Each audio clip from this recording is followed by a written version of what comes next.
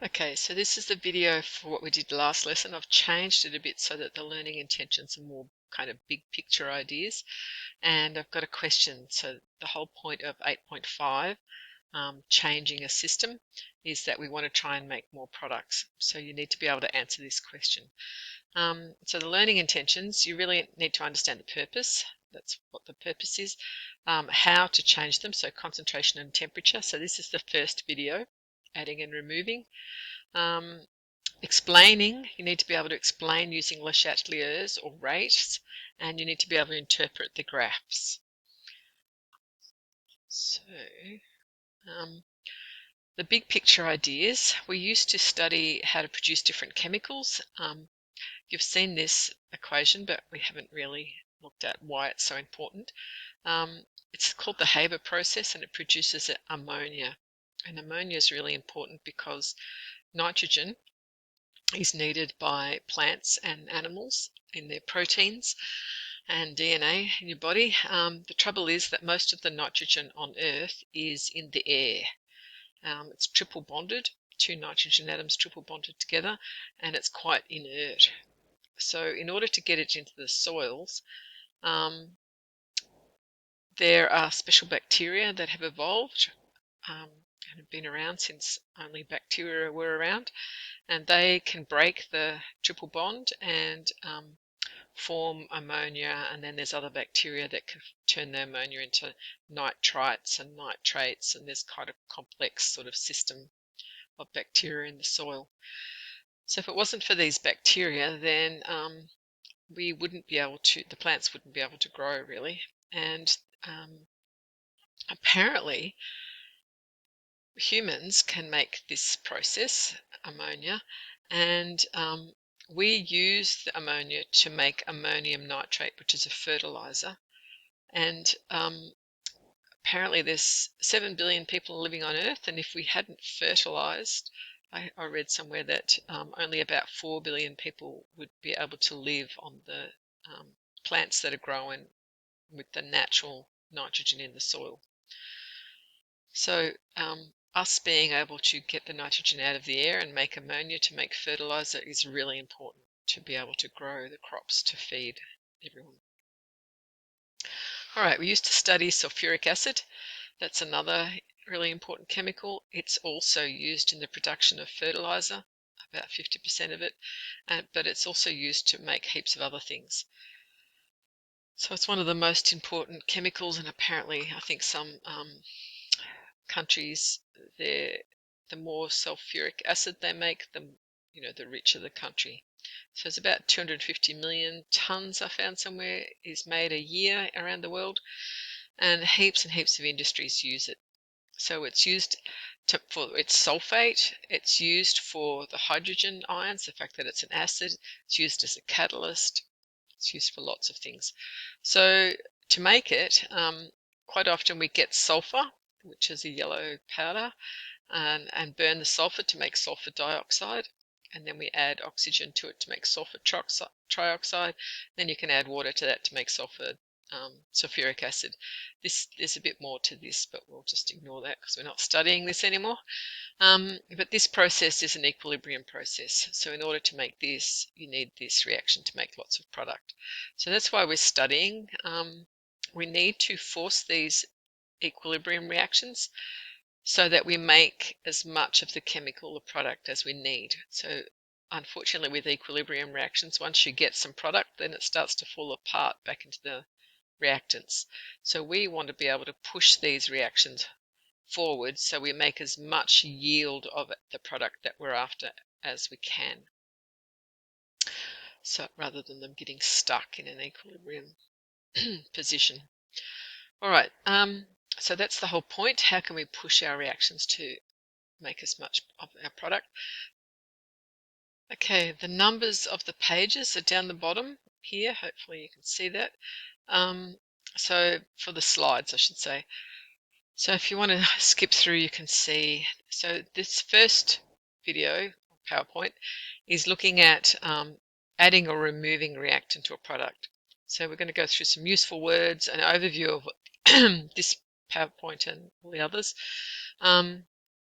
definition of Le Chatelier's concentration time graph, and then using Le Chatelier's explanation for this graph, a rate explanation for that graph. A rate time graph on slide 12, a maths explanation of why K remains constant, and the effect of adding an inert gas. There's an important summary on slide 15, how to increase the yield overall. So adding reactants or removing products. It's an exam question for practice. All right, so the useful words, these are the chemical words that you are probably used to, but we need to be able to explain what's going on. So I've noticed the exam likes to say if you're shifting forward or shifting backwards, that the reaction is favoring the forward reaction or favoring the reverse reaction. Partially means part way, not the whole way. Opposed, doing the opposite. Initially is a good single word for in the beginning or at the start. Then is while the reaction's changing, and finally at the new equilibrium. So we've got the original equilibrium, the new equilibrium. We're adding and removing chemicals for this PowerPoint, an increase and decrease, and amount. Be careful with amount that you don't mean mole when you really might be saying concentration. So the amount of what? Sometimes you have to be specific.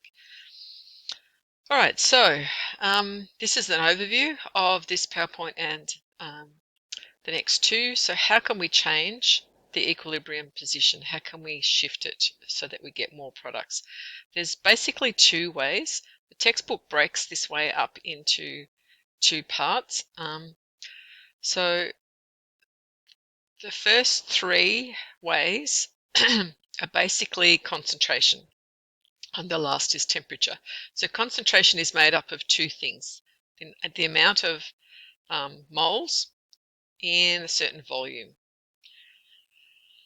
and temperature is just temperature. So our K value, when we're doing the first three examples that I'm going to look at in 2 secs, the K value stays. The only way that K changes is our equilibrium constant is for temperature. Remember that. K only changes for temperature. So this particular reaction, this particular video is looking at concentration. So how do we change concentration? By adding or removing the amount of moles. The next video is going to look at how do we change concentration by changing the volume. So if you change the volume, if it's a gas, you will change the pressure. So basically, for equilibrium, when we say the word pressure, what we're thinking of is concentration. So if you make the volume of a container smaller, all the particles are being squashed closer together, which increases the pressure. So if you think of it as increasing the concentration, you can just swap out the word concentration for pressure. Pressure is actually a complicated description of gases, and changing the temperature will also change the pressure.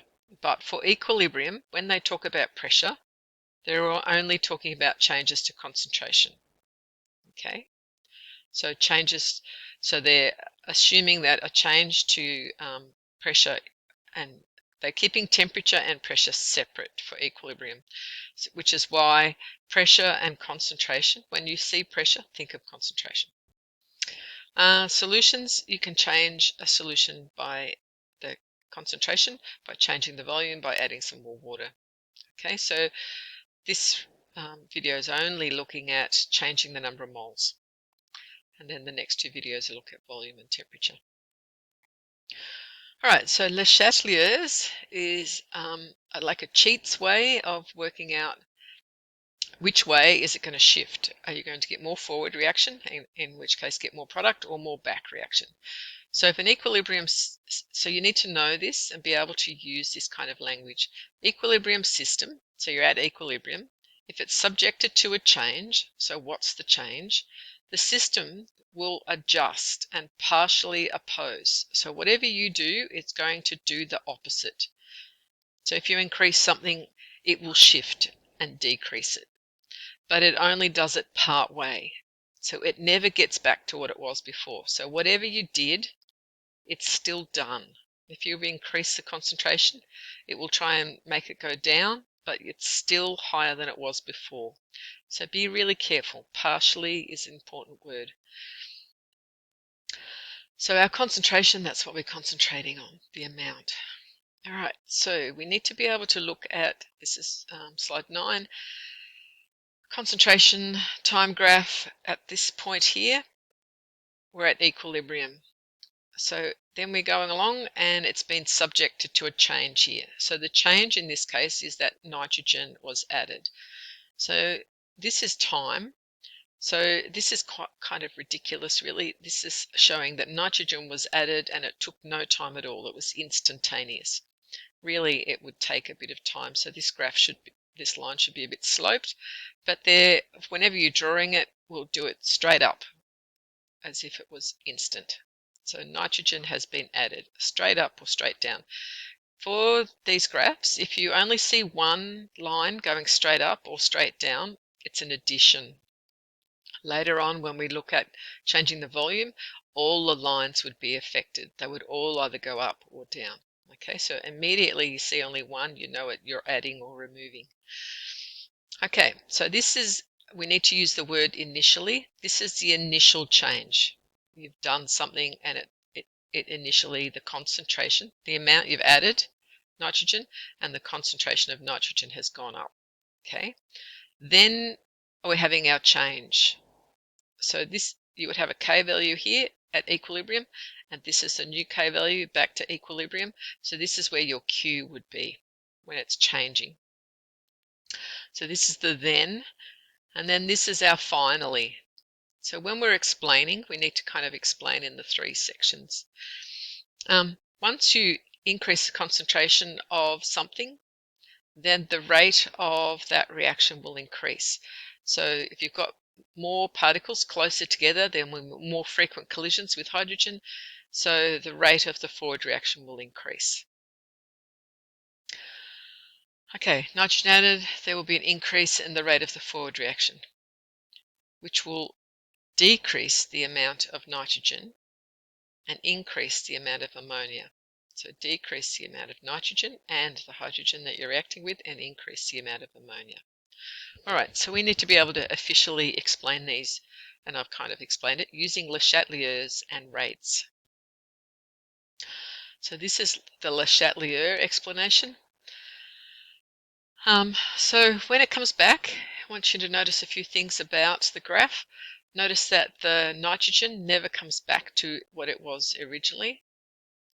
So Le Chatelier's is going to explain that you increased this, and so the system tries to oppose it, so it tries to bring it back down, but it never comes back to what it was before. So if you are drawing these kind of lines freehand, never make it come back to what it was before. The changes, remember I did in the other video, it's going from what it was down. If we have that gap from here to here, the change as a 1, if we the distance, if we call that 1, then the distance for the hydrogen would be 3 times this amount. So 1, 2, 3. It would be a drop of 3 because it's a 1 to 3 ratio. So the drop for nitrogen and the drop for hydrogen are proportional to the mole ratios. And then notice the distance for the ammonia would be in a proportion of increasing by 2. Okay, so you need to be able to draw the graphs and we need to be able to explain them. So our initially, remember at the beginning, initially the nitrogen is added, so that affects the concentration. You must specifically state what's happened, and then how does that link to concentration? Because it's concentration and temperature that are the only things that change the equilibrium position. Okay, so link what's happened to the concentration. So rate, if you increase, well, Le Chatelier's would say that whatever has happened to the system, so you've increased the concentration of nitrogen, so therefore the system's going to try and get rid of the nitrogen by favoring more forward reaction. Okay, so it partially opposes what you've done and has more forward reaction to remove the nitrogen. So you add this and the system removes it. And that lowers the concentration, but not back to what it was before, only partially. and then a new equilibrium will be established. So the system has removed it, and then we've kind of skipped to a new equilibrium being established. Okay, so that would be enough for Le Chatelier's. A rates explanation is a bit more tricky. So once you know that you've got more forward reaction, then you know that this is dropping, concentration of this is dropping, and the concentration of that's going up. So initially, same idea, you're adding this, so the concentration of that goes up. So rather than just saying we're partially opposing this increase in concentration by removing it to decrease the concentration, we're saying here that having an increased concentration of this will make the rate of the forward reaction increase. So this is a bit more, rather than just Le Chatelier saying, okay, we do the opposite, this is explaining why an increase in concentration has more forward reaction, because the rate of the forward reaction is faster. So then as you're removing nitrogen, the concentration of nitrogen goes down, so the rate will start to slow down. So rate's really fast at this point. So if I showed you a rate time graph, the rate would be fast, and then the rate would start to slow down. Meanwhile, if we look at the back reaction, the concentration of the product has increased because we've had more forward reaction, we made more product. The concentration of that's gone up, so the rate of the reverse reaction is going to start increasing. So this was slowing down, the forward reaction starts slowing down, and then the back reaction starts speeding up. And so finally you get to a point here where the rates are the same. They're faster here than they were here, but they're back to being the same. So you've got a new equilibrium. Okay, a rates explanation is a bit more complicated because rather than just doing partially opposing, it's gone higher, you're trying to go the opposite, more forward, favoring a forward reaction so that you can get rid of nitrogen. This is explaining that it's going fast, it's going more forward because of an increase in rate. So now we'll look at our rate time graph. Originally, this is not part of the original concentration time graph. We started our concentration time graph when it was at equilibrium. So the rate of the forward and the rate of the back reaction was the same at equilibrium. Then we added some nitrogen, so the rate of the forward reaction speeded up. So the forward reaction, so forward and back reverse are the same. Then the rate of the forward reaction increased, and then as the concentration started to go down, the rate of the forward reaction would start to go down. Okay, so if we looked at the back reaction, because you're making more ammonia, concentration of this is going up, so therefore the rate will start to go up. So you're adding more and more ammonia, so the rate is getting faster and faster. Okay, so eventually you'll get to a point where the rates of the forward, this has started to slow down and this has started to speed up. The rate of the forward and back reverse reaction are now the same, but they are faster than they were originally because there's more chemicals altogether. You've added more nitrogen, so it's easier for more frequent collisions. You've got more ammonia, so more frequent collisions, so the rates of both reactions are much faster than they were originally. Okay, so if you've made your numbers different, why is the K value still the same? Why is it not changed? So if we remember, K is the concentration of your product over the concentration of reactant. I thought that was down here. So if we just make up some numbers, if we say, by the time we multiply the concentrations of our products originally to the power mole ratio numbers, so N to the 1 and H to the 3, multiply them all together. If we happen to get 1 and the reactants we happen to get 2, our K, it might have been a half. Okay, initial equilibrium constant. So then I've just made up a number. I've added nitrogen. So the concentration of our reactants is higher. So this is our K, this is our Q. We're not at K, at equilibrium. So this is when it's changing. So we've got more forward reaction. We've got reactants turning into products. So some of these this number is going to turn into this number. So this goes down. We've used up some of reactants. That goes up. We've made some more products, and you can see that now you're back to the K value. It's a half. They both equal half. You've just got a higher concentration of products and a higher concentration of reactants, but the ratio, the fraction is still the same. So the people that like maths, hopefully that might help with why K stays the same. All right, inert gas, something that is different to nitrogen and hydrogen. Okay, it's not part of the system. What happens if you add it? So you're adding another chemical. It doesn't change the concentration of either, doesn't change the partial pressure, or doesn't change how much of either there is. So it's not going to affect the frequency of collisions between them. If you added so much that there was hardly any room to move, then it would affect the frequency of collisions. But in reality, like normally, there is such a big space between gas particles or between solutions, they're not that concentrated, that adding another chemical in there is really not going to interrupt the amount of collisions. So we can just ignore it. Okay, this is an important summary overall. How do you increase the yield? So how do you what are the two ways of making a forward reaction? We've looked at adding reactants. So if you add reactants, it favors a forward reaction, Le Chatelier says it would partly oppose the change. If you remove products, so if you take away your products, then Le Chatelier's would say that you would try and make more product. So you can see here the product has been removed, so the system partially opposes the change by making more product. You haven't added any more reactant to make more product, it's just shifting to make more product. So the more that you remove the product, the more that the position will shift so that you can make more product. The reason that this happens is because when the rates are both the same, if you remove the product, the rate of the back reaction will slow down and the rate of the forward reaction is going at the same rate originally. So more product will be formed until you get a new equilibrium. As far as VCAR is concerned, we could just ignore it. All right, practice exam question.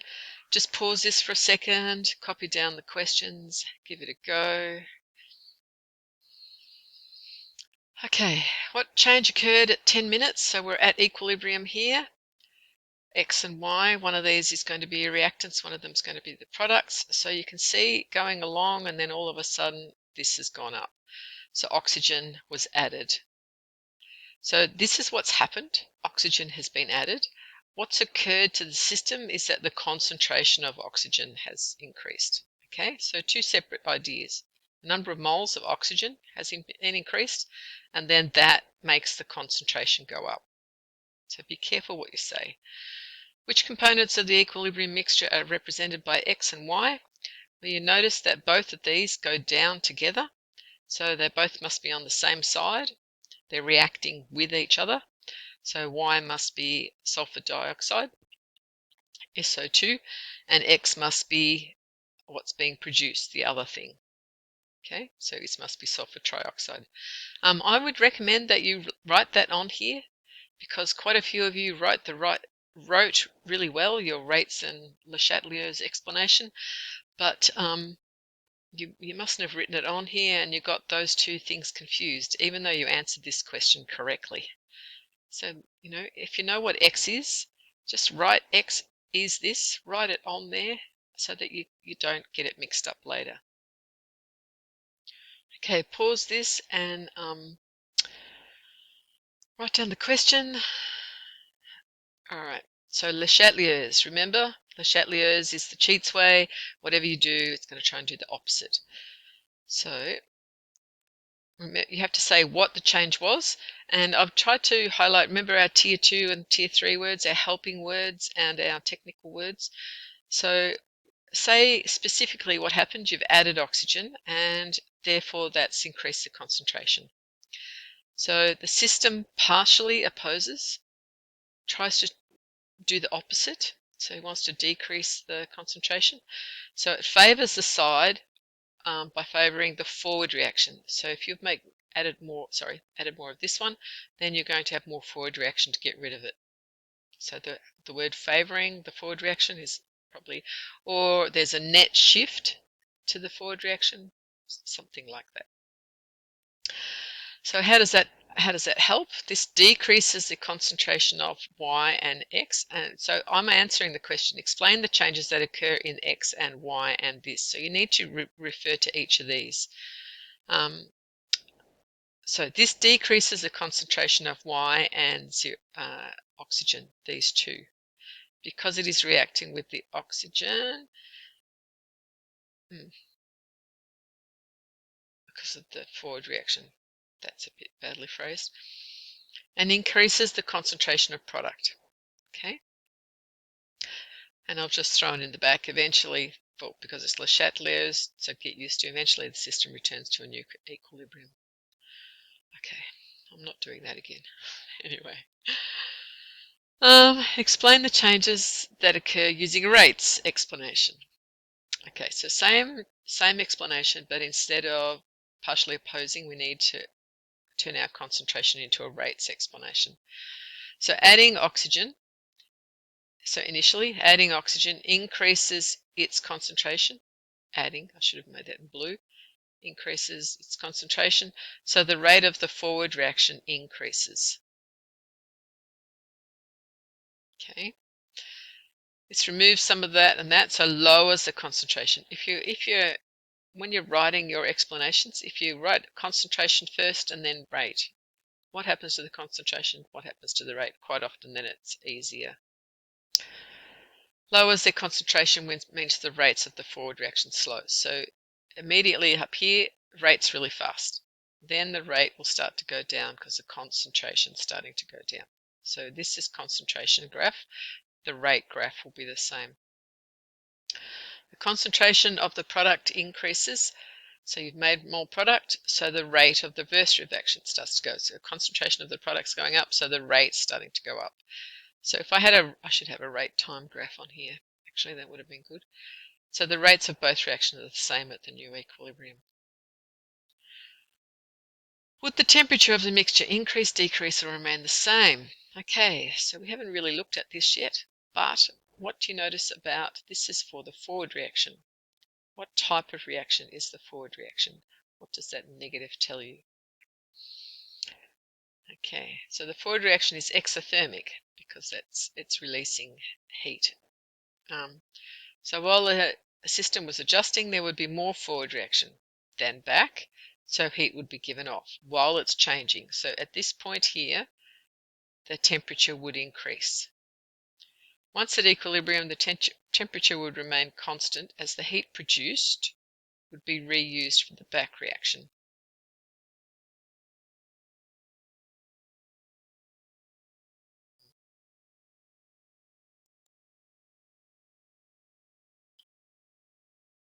Okay, using the previous example at equilibrium, showed the addition of some of the sulfur trioxide after 10 minutes and the effect this would have had on the concentration of the chemicals. So if we just used our previous graph, some of the graphs on the exams go on and on and on. So you need to be comfortable with seeing a graph that's changing and then changing again. Okay, so this is our original equilibrium, our change, getting to our new equilibrium, which I haven't had lasting very long, and then changing again. So I've got X and I've added some of sulfur trioxide, and then the system's trying to partially oppose this by going back. Remember, don't go back down to what you did before. The drops of these two, this one and this one, this is your sulfur dioxide, these two should be as a 2 to the change of this being 1. So this should be half the distance of those, which is kind of a bit difficult to see if you don't have marks on your y-axis. Okay, so remember the curve goes down like that and around, and this curve goes up. Some people try and make that curve go, I don't know what they do, but these curves they go straight up or straight down really quickly, because the change is really quick to start with, and then it starts to slow down as the concentration changes. Okay, so straight up, straight down. Okay, so can you write a summary? So I've changed my learning intentions to look at overall. What's the point of us wanting to shift the equilibrium? Do we care if it goes forward or back? How do we make it go more forward if we're adding stuff? This particular, I've only done adding. Could you do removing? What would happen? Can you explain it using Le Chatelier's? Can you explain it using rates? And can you interpret the concentration time graph and the rate time graph?